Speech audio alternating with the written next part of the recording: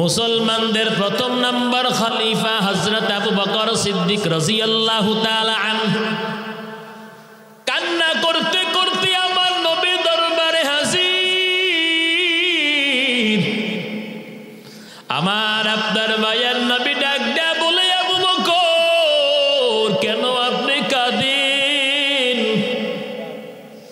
আবু বকর ডাক দিয়া বলেন, ও পয়গম্বর, আজকে সকালবেলা আমার কাপড়ের দোকানে একজন বৃদ্ধ বুড়ি মহিলা আসছিল গো নবী। নবী ডাক দিয়ে বলে, আবু বকর তা তো বুঝলাম, তারপরে বলো।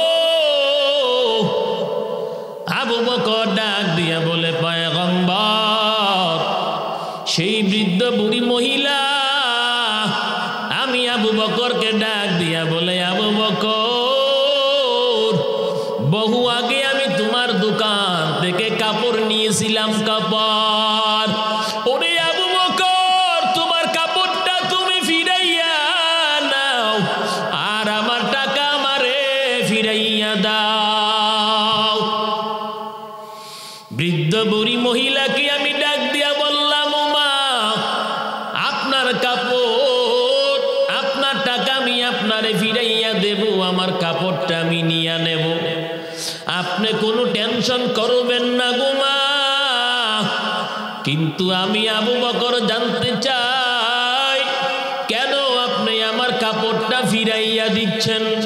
আমি আবু বকর জানতে চাই। ওই বৃদ্ধ বুড়ি ডাক দিয়া বলে, আবু বকর তোমার কাপড় আমার পছন্দ হয় নাই, তোমার কাপড়টা আমার পছন্দ হয় না, এটাই কারণ। নবীর দরবারে হযরত আবু বকর ঘটনা বর্ণনা করে আর চোখ থেকে পানি ছেড়ে কান্না করে। আল্লাহর নবী ডাক দিয়া বলে, আবু বকর তাতে কান্নার কারণ ঘটনা বুঝলাম, কেন আপনি এভাবে কান্না করতেছেন? পাগলের মতন আপনার অবস্থা। আবু বকর ডাক দিয়া বলেন, নবী হাসরের ময়দানে আল্লাহ রাব্বুল আলামিন আমি আবু বকরকে যদি ডাক দিয়া বলে, আবু বকর আমার জান্নাতটা আমি মালিককে ফিরাইয়া দাও, তোমার জান এবং মাল তুমি ফিরাইয়া নাও। আমি যদি দয়ার আল্লাহরে ডাক দিয়া বলে, ও মালিক আমি তো জান এবং মাল আপনার জন্য বিলীন করলাম, নামাজ পড়লাম, কোরআন পড়লাম, পর্দা করে চললাম, হালাল হারাম তো মিস করে চললাম, রমজান মাসে রোজা পালন করলাম, যাকাত দিলাম, দান সদকা করলাম, জীবনভর জিকির করলাম, আপনার প্রশংসা করলাম, ভালো আমল করলাম। আল্লাহ যদি আমার সেদিন ডাক দিয়া বলে, আবু বকর নামাজ পড়ছো কিন্তু তোমার নামাজ আমার পছন্দ হয় নাই, রোজা আমি আল্লাহর পছন্দ হয় নাই, কুরবানি জিকির আমি আল্লাহর পছন্দ হয় নাই, তোমার যাকাত দান সদকা আমি আল্লাহর পছন্দ হয় নাই। ও নবী আপনি বলেন সেদিন আমি আবু বকরের কি উপায়? ওরে কলিজার টুকরা যুবক, জমিনের মধ্যে থাইকা জান্নাতের সার্টিফিকেট পাইল হযরত আবু বকর। এরপরে তো আমার মাওলাকে কি পরিমাণ ভয় করছে রে যুবক। ও দাড়ি পাকাওয়ালা বৃদ্ধ মুরব্বী বাবা, ও পর্দার অন্তরের মা, আল্লাহ তো আপনারে দুনিয়ার জমিনে নিয়ামত কম দেয় না, স্বামীর সংসার দান করলেন, সন্তান আল্লাহর কাছে চাইলেন, আল্লাহ পাক সন্তানও দান করলেন গুমা। যেই স্বামীর সংসার জুড়াইতে গিয়া, যেই সন্তানদেরকে লালন পালন করতে গিয়া নামাজ বাদ দিলেন, কোরআন ছাড়লেন, আপনার যেদিন মৃত্যু হবে ওই অন্ধকার কবরে আদরের স্বামী কিন্তু একটা সেকেন্ড সময় দিবে না। আপনার কলিজার টুকরা সন্তান একটা রাতের জন্য আপনার কবরে থাকবে না গুমা। ওই অন্ধকার কবরের মধ্যে আলোর ব্যবস্থা করবেন আমার আল্লাহ, ওই অন্ধকার কবরের মধ্যে বাতির ব্যবস্থা করবেন আমার আল্লাহ। ও নবীর উম্মত, অতএব জমিনের মধ্যে থাইকা জান্নাতের সার্টিফিকেট পাইলেন হযরত আবু বকর, হযরত উমর, উসমান গনি জিন্নুরাইন। এরপরেও তো নিজের কত ভাবে আল্লাহর সামনে বিলীন করতেন, এত দুর্বল না খান্দা হিসাবে আল্লাহর সামনে নিজের জাহির করতেন। হযরত উমরের ইতিহাস একটু তালাশ কইরা দেখবেন। হযরত উমর যখন রাষ্ট্র পরিচালনা করতেন, অর্ধ জাহানের বাদশা ছিল হযরত উমর। মাঝে মাঝে একটা বকরির বাচ্চা দেখলে আর চোখ থেকে পানি ছেড়ে হযরত উমর কান্না করতেন, আল্লাহকে ডাক দিয়া বলতো, রে মালিক, আয় আল্লাহ, তুমি আমারে যদি মানুষ না বানাইয়া এই বকরির বাচ্চাটা বানাইতা, তোমার বান্দা বান্দিরা সবাই কইরা খাইয়া তোমার শুকর আদায় করত। ও আল্লাহ, তুমি আমারে বানাইছো মানুষ, আয় আল্লাহ, আমি তোমার ইবাদত করতে পারি না রে মালিক। লাকড়ি খড়কুটা দেখলো হযরত উমর কান্না করতেন আর বলতো, রে মালিক, তুমি যদি আমারে লাকড়ি বানাইতা, গাছের ডাল বানাইতা, লাকড়ি বানাইতা, আগুনের কাছে তোমার বান্দারা ব্যবহার করতো, জ্বালানি কাজে ব্যবহার করত, আর আমি উমর কাজে লাইগা যাইতাম। কিন্তু তুমি আমারে তো বানাইছো মানুষ, যেই মানুষের জন্য আল্লাহ পাক যেইভাবে জান্নাত বানাইছে রে যুবক, সেইভাবে কিন্তু সেই মানুষের জন্য আল্লাহ পাক ভয়ঙ্কর জাহান্নাম বানাইছে। যে আল্লাহ রাব্বুল আলামিন মানুষকে এত নিয়ামত দিলেন, নিয়ামত খাইয়া যদি আল্লাহর শুকর আদায় না করো, অবশ্যই এর বিপরীত আযাব, শাস্তি ভোগ করা লাগবে। ওই খলিফাতুল মুসলিমিন উসমান গনি জিন্নুরাইন রাদিয়াল্লাহু তাআলা আনহু, উসমান গনি যখন কবরের পাশ অতিক্রম করতেন, জান্নাতের সুসংবাদ প্রাপ্ত সাহাবী ওই উসমান গনিও এমন ভাবে কান্না করতেন, দাড়ি ভিজাইতেন, বুক ভাসাইতেন। সাহাবারা ডাক দিয়া বলে, উসমান গনি ভাই, নবী যখন জান্নাত জাহান্নামের বয়ান করে আপনি এমন ভাবে কাঁদেন না, কিন্তু কবর দেখলে কেন এত কাঁদেন? উসমান গনি ডাক দিয়া বলে, আমার ভাই, আপনারা কি খবর নাই, খেয়াল করেন নাই? নবীজি তো বলছেন 5টা ঘাটি পাড়ি দিয়ে মালিকের জান্নাতে যাওয়া লাগবে। ওই 5টা ঘাটির মধ্যে প্রথম নাম্বার ঘাটি হলো কবর। সেই বান্দা বান্দি কবরের মধ্যে আটকা যাইয়া যাবে, ধরা পড়বে।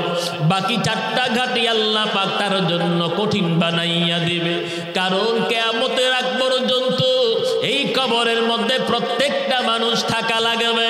ও নবীর উম্মতের দল, আল্লাহ রাব্বুল আলামিন বলেন, আমি আল্লাহর কাছে চাও না, এরপর আমি আল্লাহ তোমাদেরকে এত নিয়ামত দিলাম, অতএব সময় থাকতে আল্লাহর ইবাদত করো, সময় থাকতে কোরআন ধরো, কোরআনে বন্ধু বানাও। ও পর্দার অন্তরের মা, নামাজ বাদ দিবেন না গো মা, কোরআন ছাইরা দিয়েন না গো মা। আজকে এত কিছু পাওয়ার পর ঘরের ভিতরে কেন এত অশান্তি? নামাজ নাই, আল্লাহর কোরআন তেলাওয়াত নাই, এই জন্য ঘরের ভিতরে অশান্তি। ও নবীর উম্মত, আল্লাহ রাব্বুল আলামিন বলেন, ওয়াল্লাযীনা আমানু ওয়া আমিলুস সলিহাত সানুদখিলুহুম জান্নাতিন তাজরি মিন তাহতিহাল আনহার, আল আনহারু খালিদিনা ফিহা আবাদা, লাহুম ফিহা আজওয়াজুম মুতাহহারা ওয়া নুদখিলুহুম জিল্লান যালিলা।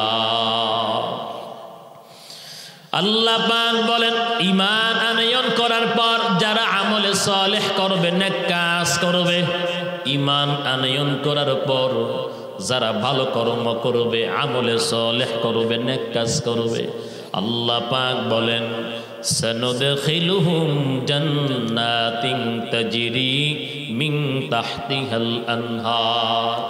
আল্লাহ পাক বলেন, অবশ্যই আমি আল্লাহ তাদেরকে জান্নাতের ভিতরে বালাখানা দান করব।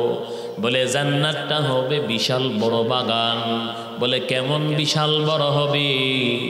আল্লাহর নবী মায়ার নবী রহমতের নবী সরওয়ারে দু আলম বুখারী সানির মধ্যে বর্ণনা করেন সবার শেষে আল্লাহ পাক যেই বান্দাদেরকে জান্নাতের মধ্যে দাখিল করবেন আল্লাহ পাক দুনিয়ার একটা নয় দুইটা নয় এই দুনিয়ার 10টার সমান একটা জান্নাত দান করবে।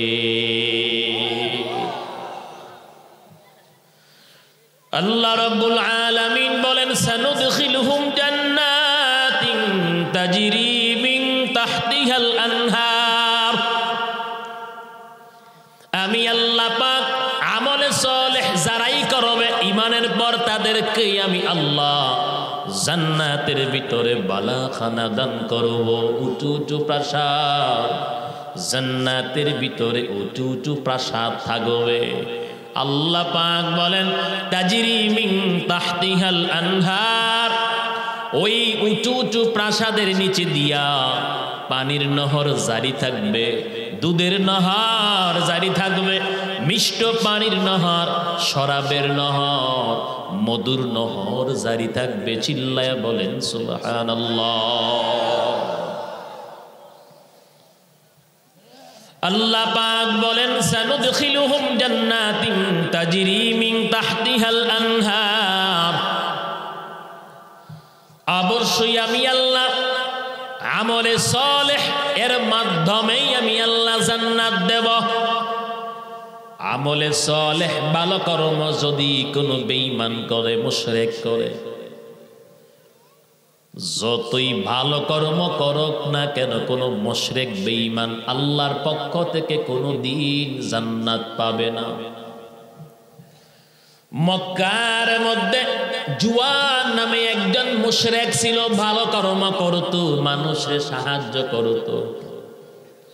আম্মা জান আয়েশা সিদ্দিকা রাদিয়াল্লাহু তাআলা আনহা মায়ার নবীকে ডাক দিয়া বলে, পয়গম্বর, আরবের মধ্যে জুয়ান নামে যে একজন ব্যক্তি ভালো কাজ করে, নবী বলেন এই ভালো কাজের বিনিময় আল্লাহর কাছ থেকে কোনো প্রতিদান পাবেনি, পুরস্কার পাবেনি। আমার আপনার মায়ার নবী রহমতের নবী বলেন, আয়েশা, একটা মানুষ তখনই পণ্যের প্রতিদান পাবে যখন আগে ঈমান আনয়ন করবে।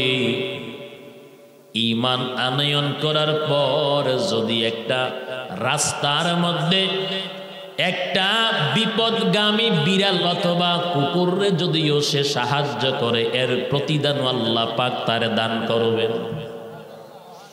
ঈমান আইনা মুশরিক হইয়া, বেঈমান হইয়া, কাফের হইয়া জীবনভর যদি ভালো কর্ম করে, আল্লাহর পক্ষ থেকে কোনো প্রতিদান নাই। আল্লাহর কসম করে বলি, আপনার আমার কপালটা যে বড় ভালো। কেন ভালো? আল্লাহ পাক দয়া মায়া করিয়া মুসলমান বানাইয়া মুসলমানের ঘরে পাঠাইলো, ইমানদার বানাইয়া ইমানদারের ঘরে পাঠাইছে। আজকে যদি আল্লাহ পাক বেজার হইয়া যদি হিন্দুর ঘরে আপনারে আমারে পাঠাইতো, কিচ্ছু করার ছিল না। কথা বলেন না কেন? আল্লাহর কসম করে বলি, ইমানদার বানাইয়া আল্লাহ পাক যে ইমানদারের ঘরে পাঠাইলেন, এই নেয়ামতের শুকর আদায় করার জন্য যদি এখন থেকে কিয়ামত পর্যন্ত কেউ সিজদার মধ্যে পড়ে থাকো, আল্লাহর কসম এই একটা নেয়ামতের শুকর আদায় করে শেষ করা যাবে না। কথা বলেন না কেন? এবার আল্লাহ রাব্বুল আলামিন বলেন, তাজরি মিন তাহতিহাল আনহার। এমন নহর দুনিয়ার জমিনে দুই চোখ দিয়া পানির নহর ছাড়া আর কোন নহর দেখি নাই। দেখছেন নাকি? দুধের নহর কি দেখছেন? মধুর নহর কি দেখছেন নাকি? 1 কেজি পিওর 1 নাম্বার ভালো মধু এখন পাওয়াই যায় না। 5000 টাকা দিয়েও পাওয়া যায় না। বলে পিওর দুধও পাওয়া যায় না, বলে দুধের মধ্যেও পানি ভেজাল আছে কি না। ও নবীর উম্মত, পকেটের মধ্যে টাকা থাকলেই তো ফল খাওয়ার আশা। বলে পকেটে টাকা না থাকলেই তো ফল খাওয়া যায় না। পকেটে টাকা আছে আমি মানলাম, ঘরে বৈশা বৈশা যদি বলেন ফলায় টাকা যায়, ফল আসবে না। কষ্ট করিয়া বাজারে যাইতে হবে, বাজার থেকে ফল ক্রয় কইরা বাড়িতে আইনা পরিষ্কার কইরা খাইবেন। এরপরেও বলেন তো সেই ফলটা ফরমালিন যুক্ত না ফরমালিন মুক্ত? কথা বলেন না কেন? আল্লাহ পাক বলেন তাজরি মিন তাহতিহাল আনহার। দুনিয়ার জমিনে বাড়ির নহর ছাড়া আর কোন নহর দেখি নাই। মুফাসসির ইকরাম বলেন ও জান্নাতীরা উঠে যাওয়া লাগবে না, শাহাদাত আঙ্গুলটা দিয়া চেয়ারে বৈশা ইশারা যদি করো, মধুর নহর, পানির নহর, দুধের নহর ছুটাছুটি করবে, তোমার জবানের সামনে চলে আসবে। সুবহানাল্লাহর আওয়াজ নাই? বাড়িতে গিয়ে কইবেন নাকি সুবহানাল্লাহ, লা ইলাহা ইল্লাল্লাহ, লা ইলাহা ইল্লাল্লাহ। জবানটা তাজা রাখতে হবে। আল্লাহ রাব্বুল আলামিন বলেন দুনিয়ার জমিনে টাকার মালিক হইলেই তো ঘরে বৈশা ফল খাওয়া যায় না, বাজারে যাইতে হয় ফল ক্রয় করে, বাড়িতে আইনা পরিষ্কার কইরা ডাক্তার কয় 1 ঘন্টা 1.5 ঘন্টা কুসুম গরম পানিতে ভিজাইয়া রাখো। কত নাটক, কত নিয়ম। দুনিয়ার ফল খাইতে গেলে কথা কোন ঠিক না বেঠি? ফল খাওয়ার যে একটা ইচ্ছা হয়, শখ হয়, ডাক্তারের পরামর্শ নিয়ে ভিজাইয়া রাখতে রাখতে ফল খাওয়ার শখ মিটটা যায়। কতক্ষণ ঠিক না বেঠি? আর বাঙালি দেখবেন বৈশাখ জ্যৈষ্ঠ মাসে কয় কম দামের আম কোনটা, এটা তাড়াতাড়ি বস্তার ভিতরে বড় মিয়া 10-15 কেজি, ঠিক নেই?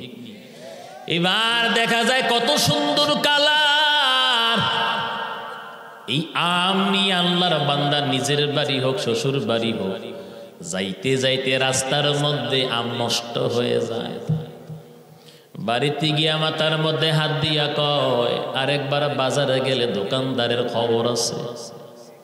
কথা কয় না? ও নবীর উম্মত, মন চাইলেও তো আম খাওয়া যায় না, এমন মেডিসিন মারে, এমন ফরমালিন দেয়, দোকান থেকে বাড়িতে নিতে নিতে আম নষ্ট হয়ে যায়। এমন ঘটনা ঘটেনি? কথা বলেন না কেন? আল্লাহ পাক বলেন নেক আমল করো, আমল করো, আমল। জবানটা দিয়া ভালো কথা বলো, জবানটা দিয়া সুপরামর্শ দাও, জবানটা নাড়াইয়া বিচার করো, ন্যায় বিচার করো, জবানটা দিয়ে আল্লাহর জিকির করো, কোরআনটা তেলাওয়াত করো, মা বাবার সাথে সালাম দিয়া আদব বাজাইয়া রাইখা কথা বলো, মুরব্বীদেরকে জবানটা দিয়া সালাম দাও।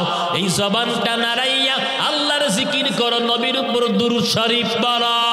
ওরে নবীর উম্মতের দল, কপালটা দিয়ে আল্লাহরে সেজদা করো রে নবীর উম্মত। চোখ দিয়া কোরআন পড়ো, কান দিয়া ভালো কথা শোনো, কোরআনের বয়ান শোনো, নবীর হাদিসের বয়ান শোনো। এই কান দিয়া ভালো কথা শোনো, ভালো কথা। হাত দিয়া ভালো কর্ম করো, পা দিয়া নেকের রাস্তায় দৌড়াও। আল্লাহর কসম, মৃত্যুর পর আপনার আমার ঠিকানা হবে জান্নাত। ভালো আমল, ভালো কর্ম। মানুষের ভিতরের মধ্যে কিন্তু নফস আছে, নফসে আম্মারা আছে না নাই? নফসে লাওয়ামা আছে না নাই? আর যেটা সদা সর্বদা আপনারে আমারে স্মরণ করাইয়া দেয়, ঘুমের চাইতে নামাজ ভালো, আর তুমি ঘুমাইও না, ঠিক মতো পড়িলে নামাজ জান্নাত তোমার ঠিকানা। নফসে মুতমাইন্না প্রত্যেকটা মানুষে স্মরণ করাইয়া দেয়, দেয়নি রে ভাই? স্মরণ করাইয়া দেয়নি। নবীর উম্মত কিন্তু আমরা টের পাই না। আমরা কি পাই না? টের পাই না। এই মুতমাইন্না সব সময় বলে আল্লাহর জিকির কর, চোখ দিয়ে ভালো জিনিস দেখো, সদা সর্বদা মানুষকে সজাগ করে দেয়, স্মরণ করাইয়া দেয়। মুতমাইন্না বলে দুনিয়ার জমিনে একটু আঘাত পাইলে সহ্য করতে পারো না, বেনমাজি হইয়া যদি কবরে যাও, কবর থেকে আযাব শুরু হবে, হাসরের ময়দান জাহান্নামের মধ্যে তুমি আযাব ভোগ করা লাগবেনি।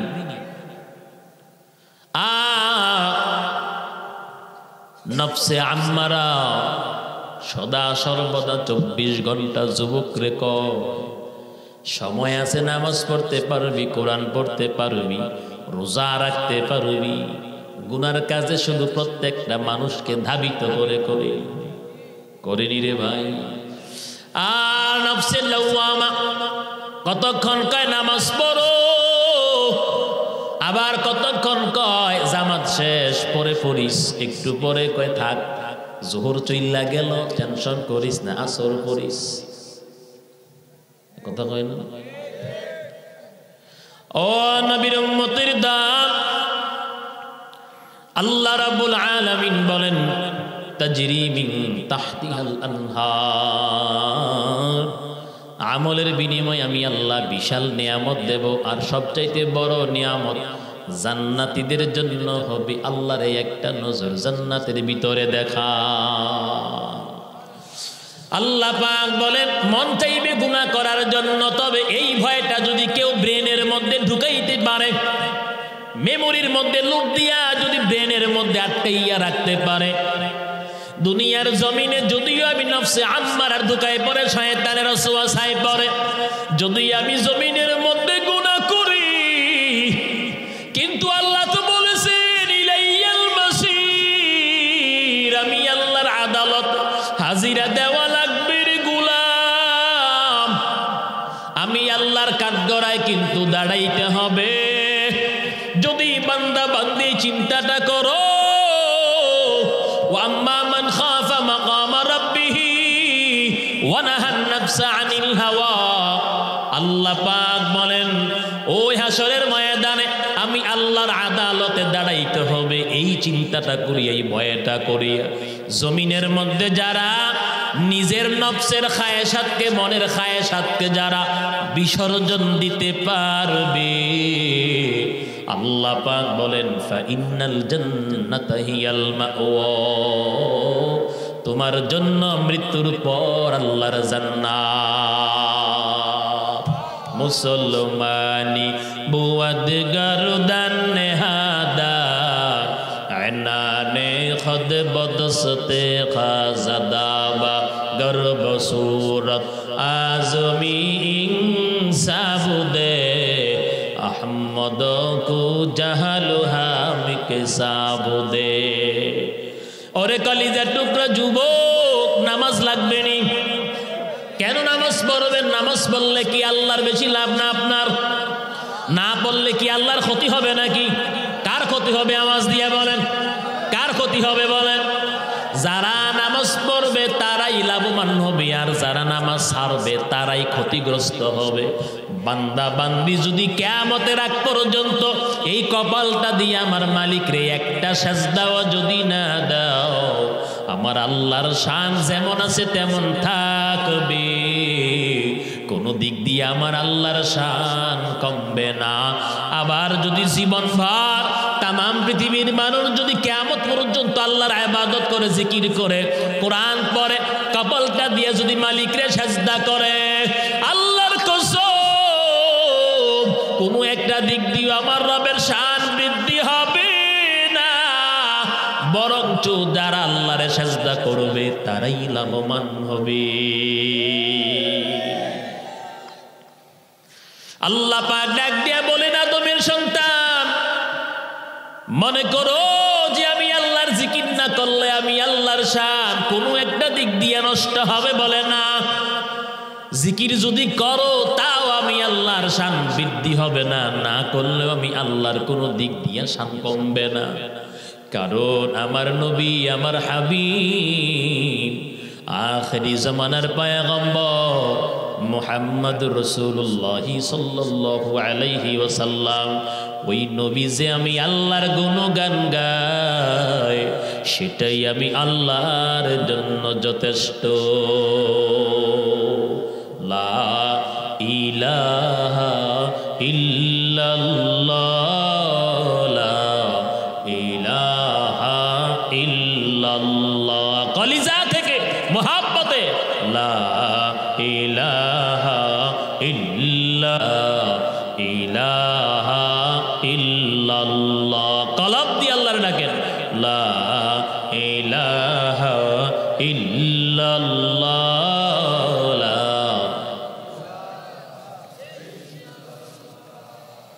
লা ইলাহা ইল্লাল্লাহ মুহাম্মাদুর রাসূলুল্লাহ সাল্লাল্লাহু আলাইহি ওয়াসাল্লাম। আল্লাহ পাক বলেন তাজরি মিন তাহতিহাল আনহার, আমি আল্লাহ পাক এমর নহর তোমাদের জন্য আমি আল্লাহ জান্নাতের নিচে রাখবো। মনে মনে চিন্তা করছো মিষ্টি পানি খাইবা, মধু পান করবা, শরাব পান করবা। জমিনের মধ্যে আল্লাহ পাক শরাবকে হারাম করে দিলেন, কিন্তু জান্নাতের ভিতরে এমন শরাব আল্লাহ পাক যুবকদেরকে পান করাবেন, জান্নাতীদেরকে পান করাবেন, যেই শরাব খাইয়া মানুষ মাতাল হবে না। আল্লাহ রাব্বুল আলামিন বলেন খালিদিনা ফিহা আবাদা, ও জান্নাতীরা যারে আমি আল্লাহ জান্নাত দান করব, ওই জান্নাতের ভিতর থেকে আমি আল্লাহ কাউকে স্থানান্তরিত করব না, জান্নাতের ভিতর থেকে আমি আল্লাহ কাউকে বের করব না। কারণ আল্লাহ পাক বলেন দুনিয়ার জমিনে যারা সরকারি চাকরি করে, বিভিন্ন সময় এক বিভাগ থেকে আরেক বিভাগে ট্রান্সফার হয়, এক জেলা থেকে আরেক জেলায় স্থানান্তরিত হয়, এক থানা থেকে আরেক থানার মধ্যে স্থানান্তরিত হয়। আল্লাহ পাক বলেন আমি এমন একজন মালিক, খালিদিনা ফিহা আবাদা, আমি আল্লাহ জান্নাত থেকে কাউকে বের করব না। সুবহানাল্লাহ, বাড়িতে গিয়ে কইবেন। আল্লাহ রাব্বুল আলামিন বলেন জান্নাতের ভিতরে আমি আল্লাহ একবার যারে দাখিল করব, জীবনও কোনো দিন আমি আল্লাহ তারে জান্নাতের ভিতর থেকে বের করব না। আল্লাহ পাক বলেন ইন্না ওয়াদাল্লাহি হাক্ক ওয়া মান আসদাকু মিনাল্লাহি কিলা। আল্লাহ পাক বলেন আমি যা ওয়াদা দিলাম, কারণ আমি আল্লাহর প্রতিশ্রুতি ওয়াদা সত্য, আমি আল্লাহ ওয়াদা দিয়ে ভঙ্গ করি না। ওয়া মান আসদাকু মিনাল্লাহি কিলা, আল্লাহ পাক নিজেই বলেন আমার কথার চাইতে কার কথা আছে যে আমি আল্লাহর কথার চাইতে তার কথা বেশি সত্য হবে। আল্লাহ কয় আমার কথার চাইতে কার কথা এমন আছে যে আমার চেয়ে বেশি সত্য বলবে। আল্লাহর ওয়াদা সত্য কিনা আল্লাহ তাও নিজেই বর্ণনা করলেন সূরা নিসায়। আল্লাহ পাক বলেন ও জান্নাতীরা ভালো আমল করলে, বলে ভালো আমলের মধ্যে কোন আমলটা সবচাইতে দামি, কোন আমলটা শ্রেষ্ঠ জানার বোঝার দরকার আছে না নাই? কথা বলেন আছে না নাই? এবার আমার আপনার মায়ার নবী রহমতের নবী সারওয়ার দু আলম নবীর প্রিয় একজন সাহাবী রাইসুল মুফাসসিরিন আব্দুল্লাহ ইবনে আব্বাস অথবা আব্দুল্লাহ ইবনে মাসউদ রাদিয়াল্লাহু তাআলা আনহু নবীকে প্রশ্ন করেন সাআলতুন নাবিয়্যা সাল্লাল্লাহু আলাইহি ওয়াসাল্লাম আইয়ুল আমালি আহাব্বু ইলাল্লাহ। নবী বলেন আল্লাহর কাছে কোন ইবাদতটা শ্রেষ্ঠ, কোন আমলটা আল্লাহর দরবারে শ্রেষ্ঠ আমল? কে বললেন? আল্লাহর নবীর কাছে প্রশ্ন করলেন আব্দুল্লাহ ইবনে মাসউদ রাদিয়াল্লাহু তাআলা আনহু, যিনি আরবের মধ্যে রাইসুল মুফাসসিরিন ছিলেন, শ্রেষ্ঠ মুফাসসির। মায়ান নবী বলেন ক্বালা আস-সালাতু আলা ওয়াক্তিহা, ওয়াক্ত মতো নামাজ আল্লাহর দরবারে শ্রেষ্ঠ ইবাদত। বলেন তো ঈমানদারের জন্য ঈমানের পর কোন আমলটা শ্রেষ্ঠ আমল? আমার ঘোষণা নাকি আপনার ঘোষণা নাকি বিশ্ব নবীর ঘোষণা? কথা বলেন না কেন? আমার আপনার মায়ার নবী, রহমতের নবী, সরওয়ারে দু আলম নবী বললেন সাহাবী ক্বালা আস-সালাতু আলা ওয়াক্তিহা, ওয়াক্ত মতো নামাজ আল্লাহর দরবারে শ্রেষ্ঠ ইবাদত। কারণ জান্নাতে যাইতে হলে নামাজের বিকল্প আর কোনো রাস্তা নাই, নামাজের বিকল্প নাই। কেউ যদি বলে আমি জান্নাতে যাব, অবশ্যই তার নামাজ, কথা বলেন, ঈমানের পর শ্রেষ্ঠ আমল কি? নামাজ না ভূখণ্ড রক্ষা করা? কথা বলেন না কেন? মায়ান নবী জমিনের মধ্যে আগে কি ভূখণ্ড রক্ষা করলেন না নামাজ প্রতিষ্ঠিত করলেন? কথা বলেন না কেন? নামাজ, নামাজের জন্য জীবন দিয়া লড়াই করলেন, সাহাবারা জীবন দিলেন। কথা বলেন না কেন? নামাজ জমিনের মধ্যে প্রতিষ্ঠিত করতে গিয়া শত শত হাজার হাজার সাহাবারা জীবন দিলেন, জান দিলেন, মাল দিলেন, সব বিলীন করলেন শুধু নামাজের জন্য। কথা বল ঠিক না বেঠি? আসসালাতু ইমাদুদ্দিন, মান আকামাহা ফাকাদ আকামাদ্দিন ওয়া মান হাদামা ফাকাদ হাদামাদ্দিন। আমার আপনার মায়ার নবী, রহমতের নবী বলেন দুনিয়ার উম্মত নামাজ হলো ধর্মের খুঁটি। যদি এমন দামি আমল ইবাদত আমরা নামাজের মধ্যে কোনো স্বাদ পাই না, মজা পাই না, এই জন্য নামাজ আমাদের কাছে ভালো লাগে না। যারা বড় বড় আল্লাহওয়ালা বুজুর্গানে দিন যখন নামাজের মধ্যে দাঁড়াইতেন, সারা রাত্র নামাজের মধ্যে কাটাইয়া দিতে। কারণ নামাজের মধ্যে এত মজা, এত শান্তি, জমিনের মধ্যে আর কোন কাজের মধ্যে এত শান্তি নাই।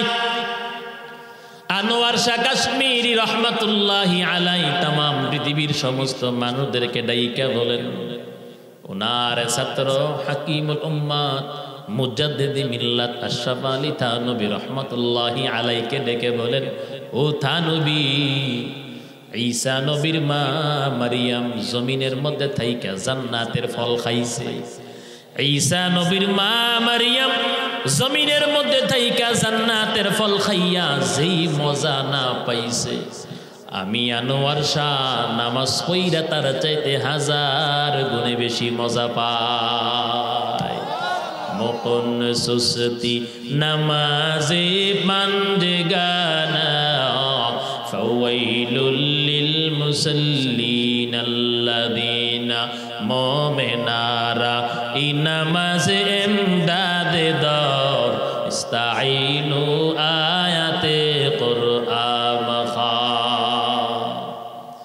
আল্লাহর কসম করে বলি, নামাজ না শিক্ষা যদি খানে কাবাকে সামনে রাইখা নামাজ পড়ে নামাজ হবে না।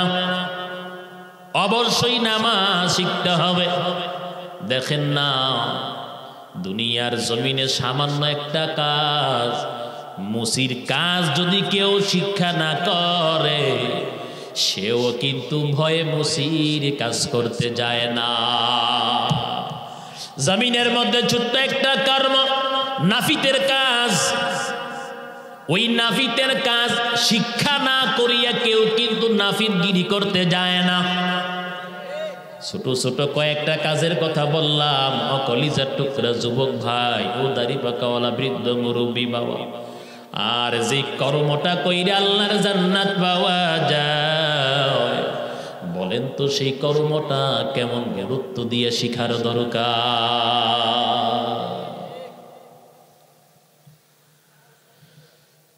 আমার আপনার মায়ার নবী রহমতের নবী সরওয়ারে দু আলম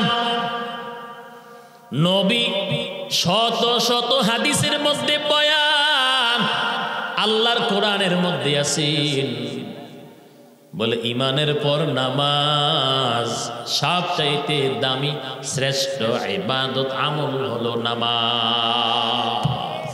খবরদার সাবধান, নামাজ হলো ইমানের পর সবচাইতে দামি শ্রেষ্ঠ ইবাদত। নামাজের বিকল্প আর কিছুই হতে পারে না। আমার আপনার মায়ার নবী রহমতের নবী সরওয়ারে দু আলম নবীজির প্রচন্ড মাথা ব্যথা, বুক ব্যথা, নবীজির জ্বর চলে আসছে, এত বেশি জ্বর, পুরা শরীর গরম। আম্মা জান আয়েশা সিদ্দিকা রাদিয়াল্লাহু তাআলা আনহা এমন ভাবে নবীরে কম্বল দিয়ে ঢাকলেন, মায়ার নবী রহমতের নবী আম্মা জান আয়েশা সিদ্দিকা রাদিয়াল্লাহু তাআলা আনহাকে ডাক দিয়ে বলে, আয়েশা, মসজিদে নববীর ভিতরে সাহাবারা অপেক্ষমান, আমি নবী গেলে তারা জামাতে নামাজ আদায় করবে গো আয়েশা, তুমি একটু আবু বকরকে বলো গো, আবু বকর যেন আমি নবীর জায়নামাজের মধ্যে গিয়া যেন দাঁড়ায়, আর সাহাবাদেরকে মুক্তাদি বানাইয়া আবু বকর ইমাম হইয়া যেন নামাজ আদায় করে। কারণ আয়েশা আমার মনে হয় না এই জীবনে আমি আর কোনোদিন ইমামতি করতে পারব। আম্মা জান আয়েশা সিদ্দিকা রাদিয়াল্লাহু তাআলা আনহা ডাক দিয়া বলে, পয়গম্বর, আপনার অসুস্থতার খবর শুনে তো আমার বাবা এমনি আপনার ব্যাপারে দুর্বল, কারণ নবীর সাহাবাদের মধ্যে সবচাইতে নরম দিলের মানুষ ছিল আবু বকর। সুবহানাল্লাহ। ইসলামের জন্য এই ইসলাম প্রতিষ্ঠিত করতে গিয়ে আবু বকরের অবদান কিয়ামত পর্যন্ত জমিনে যত মানুষ আসবে কেউ অস্বীকার করতে পারবে না। আমার আপনার মায়ার নবী রহমতের নবী সরওয়ারে দু আলম নবীজি মসজিদে নববীর মধ্যে খুতবা দেয়, ভাষণ দেয়, আর ডাক দিয়ে বলে, সাহাবারা শোনো, আল্লাহ পাক তার একজন প্রিয় বান্দাকে ইচ্ছা দিছেন। কি ইচ্ছা? ওই প্রিয় বান্দা কি দুনিয়ার নিয়ামত গ্রহণ করবে নাকি পরকালের নিয়ামত গ্রহণ করতে চায়?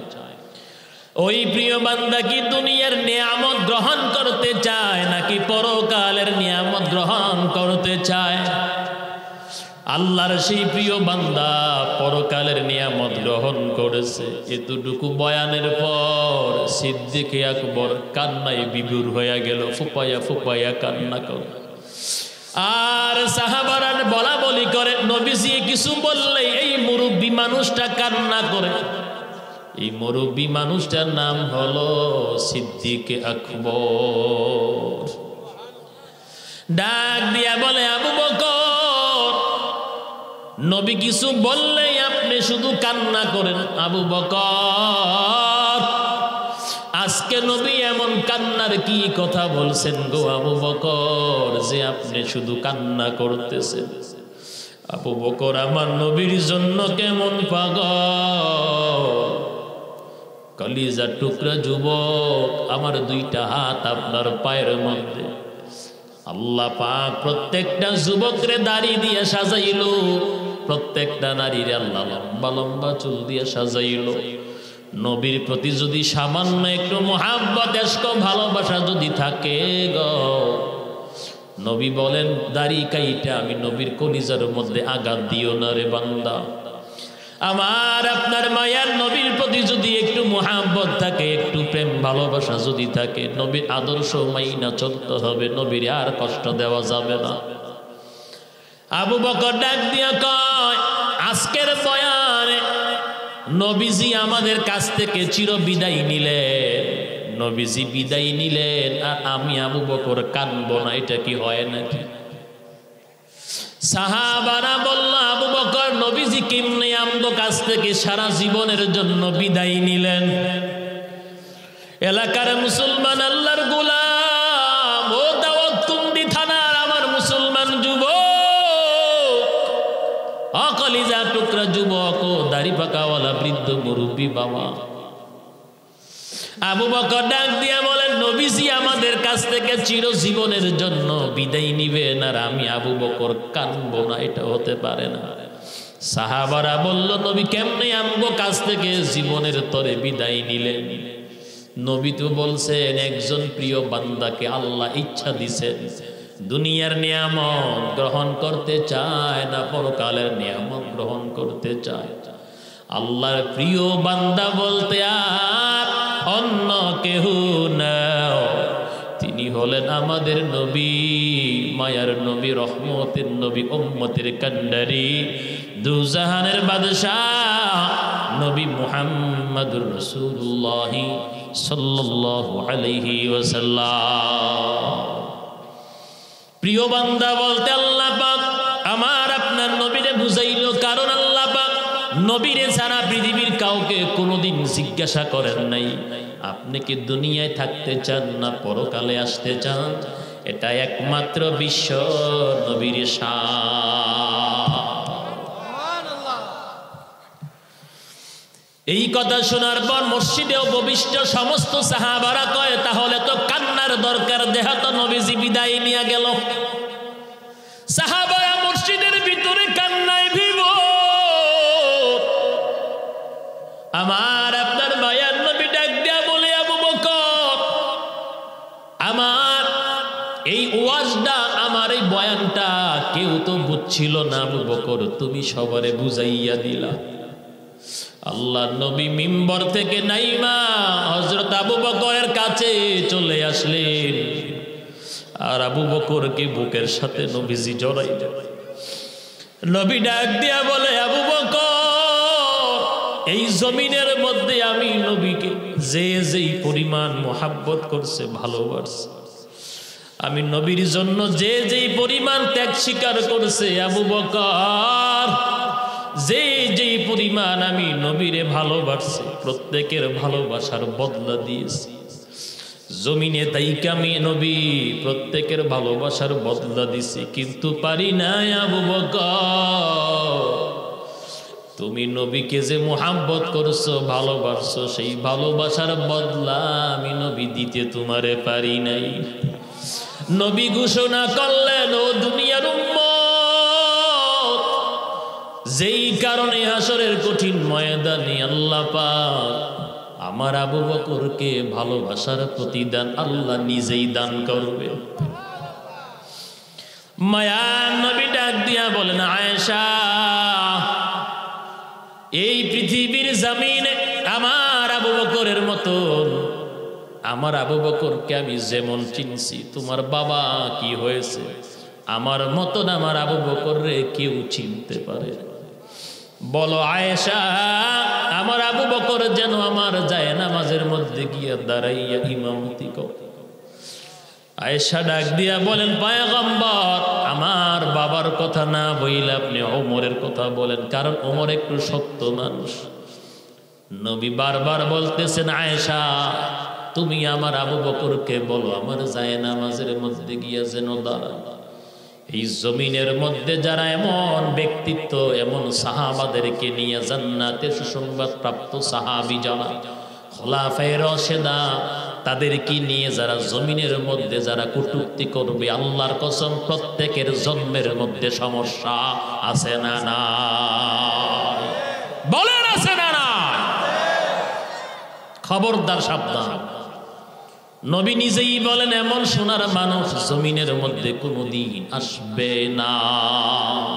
তোমার মতন কুলাঙ্গার, তোমার মতন নিমক হারাম, গাদ্দার, পাষণ্ড, নির্লজ্জ, বেহাইয়া কেমনে সাহাবাই কারামদেরকে নিয়ে সমালোচনা করো, কটূক্তি করো। আল্লাহর কসম, এই জমিন যতদিন থাকবে সাহাবাদেরকে সত্যের মাপকাঠি মানাই লাগবে, মানাই লাগবে। কথা কোন ঠিক না বেঠি? আম্মা জান আয়েশা সিদ্দিকা রাদিয়াল্লাহু তাআলা আনহা আবু বকর সিদ্দিককে বলল নামাজের ইমামতি করার জন্য। আল্লাহ নবীর জায়নামাজের মধ্যে গিয়া যখন আবু বকর দাঁড়ায়, সাহাবাই কারামদের মধ্যে কান্নার রোল পড়ে গেছে। যেহেতু নবীর জায়নামাজের মধ্যে গিয়া আবু বকর দাঁড়াইছে, এই জীবনে নবীর পিছনে নামাজ আদায় হবে না। এবার সাহাবারা হযরত আবু বকরের ইমামতিতে নামাজ আদায় করতেছেন মসজিদে নববীর ভিতরে। মায়ার নবী ডাক দিয়ে বলে, আয়েশা, আমি নবীর মাথাটা একটু উঁচু করে ধরো, আমি নবী মসজিদের দৃশ্যটা একটু দেখবো, আমার উম্মত জামাতে নামাজ আদায় করে। আম্মা জান আয়েশা সিদ্দিকা রাদিয়াল্লাহু তাআলা আনহা আল্লাহ নবীর মাথা মুবারকটা একটু উঁচু করে ধরলেন। নবীজি মসজিদের দৃশ্য দেখতেছেন, সাহাবারা জামাতে নামাজ আদায় করে। নবীজি দৃশ্য দেইখা চোখ থেকে পানি ছেড়ে কান্না আরম্ভ করেছেন। নবীজি কান্না করতেছেন, কান্না করতেছেন, কান্নার মাঝখানে আবার মুস্কি হাসি দিলেন। আম্মা জান আয়েশা ডাক দিয়া বলে, পয়গম্বর, সারা জীবন ভর আপনি হাসেন নবী, এটাই তো আমাদের কামনা, কিন্তু কান্নার মাঝখানে কেন মুস্কি হাসলেন? কারণ জানতে চাই। নবী আমার ডাক দিয়া বলে, আয়েশা, এই নামাজ জমিনের মধ্যে প্রতিষ্ঠিত করতে গিয়া কত রক্ত ঝরাইলাম, এই নামাজের জন্য উহুদের ময়দানে দান দান শহীদ করলাম, এই নামাজ প্রতিষ্ঠিত করতে গিয়া আমার বংশের লোকেরা আমি নবীর পাথর মাইরা মাথা পর্যন্ত ফাটাইয়া দিছে। এই নামাজের জন্য জমিনের মধ্যে কত তরবারির আঘাত খাইলাম, কত তীরের আঘাত খাইলাম, শরীরের মধ্যে এখন ক্ষত বিক্ষত দাগ লেগে আছে। আয়েশা, এগুলো মনে হওয়ার কারণে আমি কান্না করছি। আর কান্নার মাঝখানে কেন হাসলাম? আমি নবী আমার জীবদ্দশায় দেখা গেলাম আমার উম্মত জামাতে নামাজ আদায় করে। আমার আগের হযরত নামাজের গুরুত্ব, জামাতের গুরুত্ব বয়ান করেছেন। এই জন্য আমি সামান্য একটা ঘটনার উদ্ধৃতি দিলাম, যাতে আপনারা বুঝেন একজন ইমানদারের জীবনে ইমানের পর শ্রেষ্ঠ ইবাদত হলো নামাজ। আল্লাহ রাব্বুল আলামিন মায়ার নবীর মাধ্যমে জানাইয়া দিল, ক্বালা আস-সালাতু আলা ওয়াক্তিহা। ঈমান আনয়ন করার পর প্রথম নাম্বার ইবাদত হলো, আমল হলো, ফরজ বিধান হলো নামাজ। কথা বলেন না কেন? ও নবীর উম্মত, আল্লাহ পাক বলেন, ভালো আমল করলে আমি আল্লাহ জান্নাত দেব। জান্নাতের ভিতরে কত নিয়ামত। নহর দেওয়ার পর আল্লাহ পাক বলেন, লাহুম ফিহা আজওয়াজুম মুতাহহারা। আমি আল্লাহ জান্নাতীদেরকে জান্নাতের ভিতরে উত্তম পবিত্র সঙ্গিনী দান করব। পবিত্র সঙ্গিনী জমিনের মধ্যে বড়ই অভাব। কথা কোন ঠিক না বেঠি? পবিত্র সঙ্গিনী যারাই তালাশ করে পায় না, ওই সিলেটের মেয়েটা কুমিল্লার একটা ছেলের সাথে রং নাম্বারে কথা বলে আছে না নাই? আবার দেখা যায় একটা মেয়ে 5টা ছেলের সাথে কথা বলে মাইরও খায় আছে না নাই? কথা বলেন না কেন? আল্লাহ পাক বলেন, লাহুম ফিহা আজওয়াজুম মুতাহহারা। পবিত্র সঙ্গিনী আমি আল্লাহ জান্নাতি তোমাদেরকে দান করব। আল্লাহ পাক বলেন, ওয়া নুদখিলুহুম জিল্লান যালিলা। আল্লাহ পাক বলেন, ওয়া নুদখিলুহুম জিল্লান যালিলা। রব্বে করিম বলেন, অনুদখিলুহুম জিল্লান যালিলা। এমন ঘন স্নিগ্ধ আরামদায়ক ছায়ার ভিতরে জান্নাতীদেরকে আমি আল্লাহ দাখিল করব। কি করব? দাখিল করব। ঘন স্নিগ্ধ আরামদায়ক। দেখেন না চৈত্র মাসে বলে কৃষক ভাইরা জমিনের মধ্যে হালতাস করে গায়ের চামড়া পুড়ে ফেলে, বলে যখন শরীরের এনার্জি নষ্ট হয়ে যায়, ভিটামিন সি যখন শরীর থেকে বের হয়ে যায়, একটু ছায়ার তালাশ করেনি? বলে দুনিয়ার ছায়া পাইয়া আল্লাহর বান্দা লম্বা একটা নিঃশ্বাস ফালায়, পানি পান করে রবের শুকরিয়া আদায় করে। আর সেটা তো ভাই দুনিয়ার ছায়া না, জান্নাতের ছায়া। আল্লাহর নবী বলেন জান্নাতের ভিতরে একটা আরামদায়ক গাছের ছায়াটা এত লম্বা হবে, নবী গাছটার নামটাও বললেন। মুফাসসিরিনে কিরাম এই আয়াতের ব্যাখ্যায় বলেন সেই গাছটার নাম হলো শাজারাতুল খুলদ। নবী কয় গাছটার ছায়াটা এত লম্বা হবে, একটা আর শত শত দৌড়াইয়া যতটুকু জায়গা অতিক্রম করবে ওই ছায়াদার গাছের ছায়াটা এর চাইতে আরো বেশি লম্বা হবে। এমন জান্নাত আমরা চাইনি। দেখি তো কারা কারা এমন জান্নাত চাই। লিল্লাহে তাকবীর, লিল্লাহে তাকবীর। আল্লাহ সবাইরে কবুল করেন।